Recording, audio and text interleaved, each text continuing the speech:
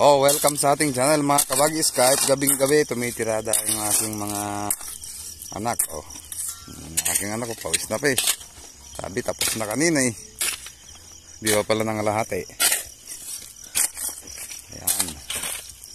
Kaya busy po tayo ngayon. Busy tayo ngayon. Laliman mo dyan anak at dyan natin pahugutin yung tubig. Yan po mga kabagis, hindi namin natapos kagabi na magpaligi. Hindi namin natapos yung paglalagay ng panambak. Yan. Yung mga nakasakong yan. At ito, binomba natin ng tick burn kanina. Itong mga paligi. Paikot. Yan lang po ang sibuyas natin ngayon. 3 kilo at 2 pack. O 6 na lata at 2 pack na punlang sibuyas. Hindi po tayo nagdagdag na ng sibuyas natin. Hindi gaya ng isang taon. Lalagyan namin ng mga panambak yan para bukas ay tuloy-tuloy lang yung pagpapatubig po natin.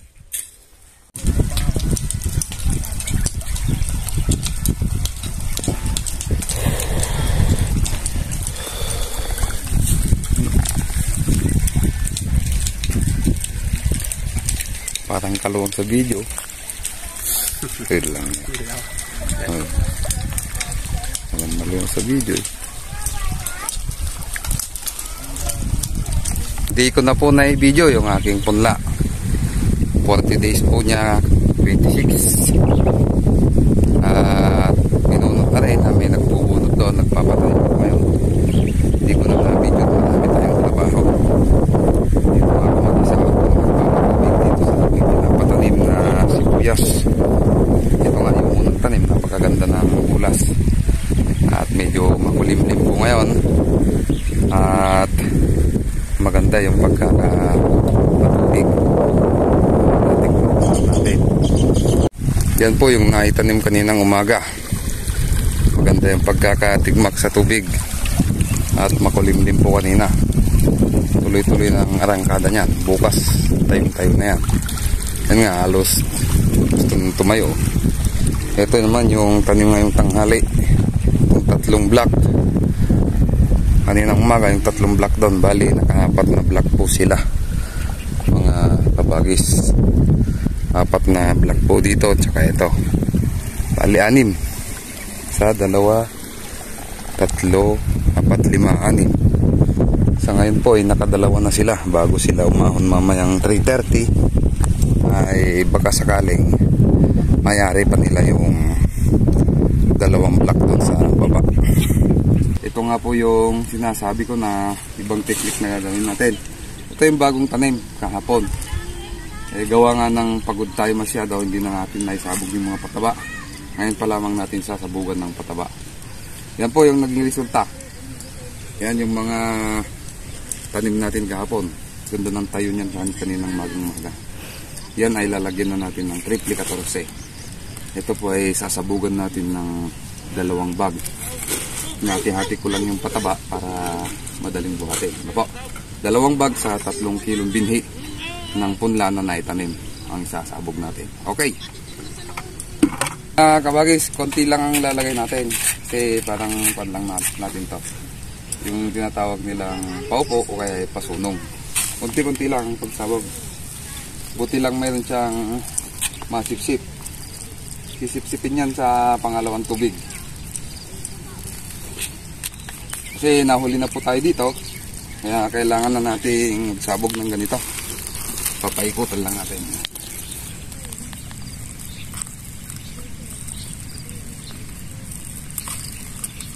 Yan yung kakaibang teknik. Bakit ko to ginawa mga kabagis ay type ko lang. Huwag nyong gayahin kung ayaw nyo. Type ko lang to mga kabagis. Yan o. Type ko lang lagyan.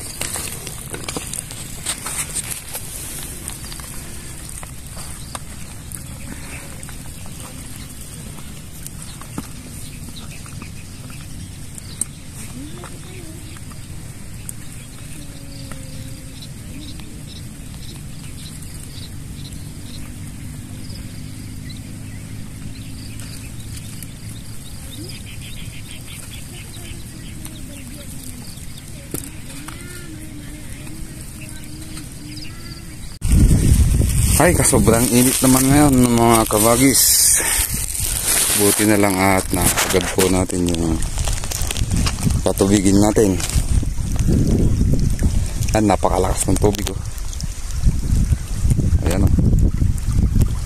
Yan ay galing sa patubig ni Ka Aris, kung saan ay ang kanyang paligi ay naka-exit po dito sa ating kanal, kaya saktong sakto. Buti na lang at yan ay nakakatulong para yung tubig natin lumakas. Yan yung mga bato na sinuyod, yan. Namumuti yung bato. Yun yung tanim natin kahapon, yung isang banos na yun, tsaka yung nandun. Ito yung tanim natin ngayong araw na to. Napakainit. Ayan, ganyan po kami magpatubig dito. Yan po ay paagos na pinagtatagal namin ng hanggang sa magsalubong yung basa, para po yung sibuyas ay hindi maluto ng sobrang init. Nakabantay po tayo dyan kasi nga po nag-iiba-iba yung timplada ng lakas at hina.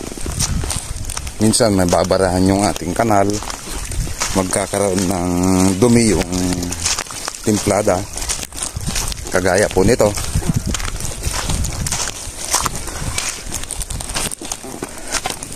Ito, nagkukulang na ng tubig.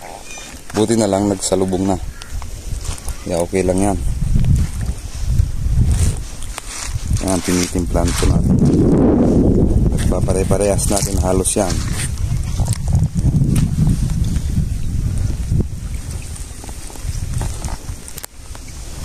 Ayan, ayan po yung pagpapatubig po namin dito. Sa susunod na patubig natin, hindi na po ganyan katagal. Hindi na po natin pagtatagalin ng ganyan. Mabasa lang yung sidewalk, lalo't gabi, magsasalubong po yan. Pakainit mga kabagis. Yan mga kabagis, bumabangon na ulit yung ating tanim kahapon. Yan, kabangon na ulit. Yan na po yung mga ipinasunong natin o pinataba. Ayun, mga triple 14. Naglagay na po tayo para po may sipsipin na yung lupa. Sa susunod po niyang tubig ay kapit na. Para po yung sibuyas natin kapag nag-ugat, mayroon na kaagad siyang sisipsiping abono. Yun ang kagandahan po niyan. Di lalo na po kung yan ay maambunan, kakapit na po yung abono dyan sa lupa at siya namang sisipsipin ng ugat ng ating sibuyas. Ito po ay nasubukan ko na nung mga nakaraan. Maganda naman ang kinalabasan. At ngayon sinubukan natin muli natin ginawa. Nung nakaraan po kasi mga kabagis, mayroon akong sinabugan ng abono doon, yung tanim ko ng 26. Di ko na lang naipakita sa inyo nung nakaraang taon. Ang rambol po nung kamix ng abono ay guano pure. At ito naman, ang nilagay lang natin ay triple 14. Pero yung calcipril at yung Wokosim granules nakahalo na po dyan sa lupa bago po i-plant. Ito po yung tanim natin kaninang umaga. Yan, unti-unti nang bumabangon. Kasi napakainit ngayon, hindi kagaya kahapon, napakakulimlim. Yan lang po ang sibuyas po natin ngayon. Ito po, 3 kilo. At 2 pack. Yung sobrang 2 pack ay inaamot po ng ating mga kaibigan. Kaya bibigay po natin sa kanila. May mga hindi po nakapuno ng kanilang gayak. Mapapansin ninyo yung mga damo dyan sa gilid malalaki. Yan. Yan po ay binombahan natin bago tayo magpatanim. Binomba natin nung 25 yan ng tick burn. Yan, dumilaw na po yung mga damo. Naninilaw na yung mga dahon. Isang linggo pa, patay na yung mga damo dyan sa gilid. Mga paligi na yan. Yan, dilaw na po yun, oh. Nanilaw na.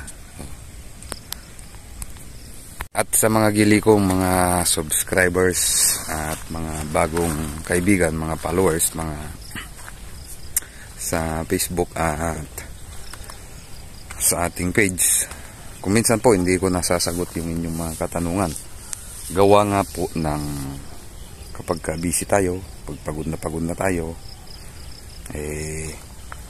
maghintay po kayo mga kabagis. Hindi sa lahat ng pagkakataon may time tayo para sagutin. Ano po? At bihira po yung aking mga video kasi hindi ko halos video yung aking mga ginagawa ngayon at wala man tayong taga-video.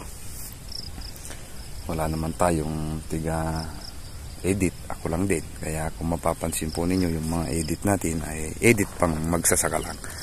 Hindi edit ng pang video, kumbaga content creator, ganun mga. Talaga sanay. Ang mahalaga naman sa akin ay maipakita ko po yung aking mga ginagawa at may parating sa inyo yung mga teknik na dapat po ninyong malaman ukol sa pagsisibuyas. Yun po ang goal ko mga kabagis.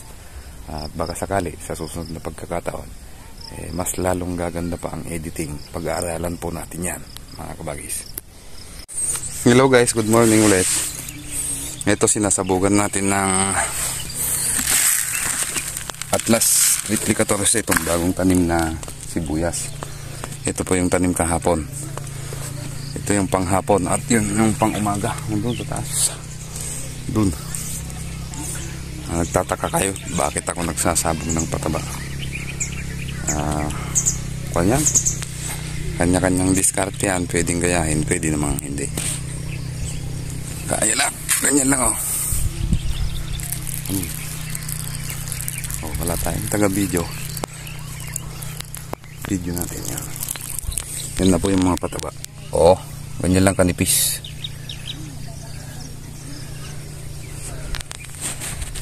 Technique po lang yan mga kabagis. Pwedeng gayahin, pwedeng hindi. Natapos din po yung ating patanim. Katatapos lang natin at yan nga, tinitigmak lang natin ng tubig.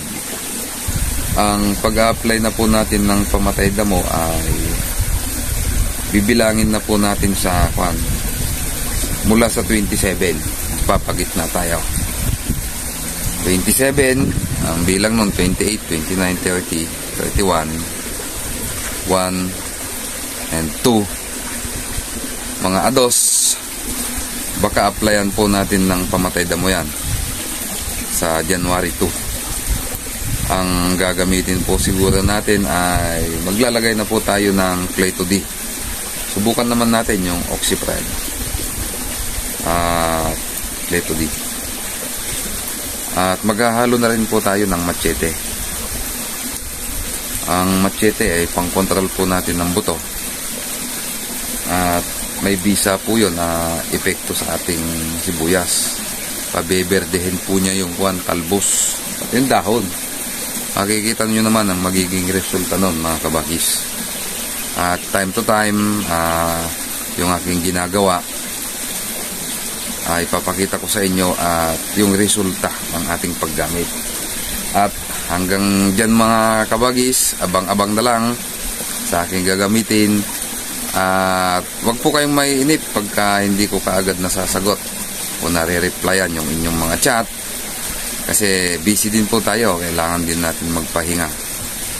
At kung minsan talagang ubos ang lakas natin sa buong maghapon. Good day po sa inyong lahat at happy farming sa inyong lahat.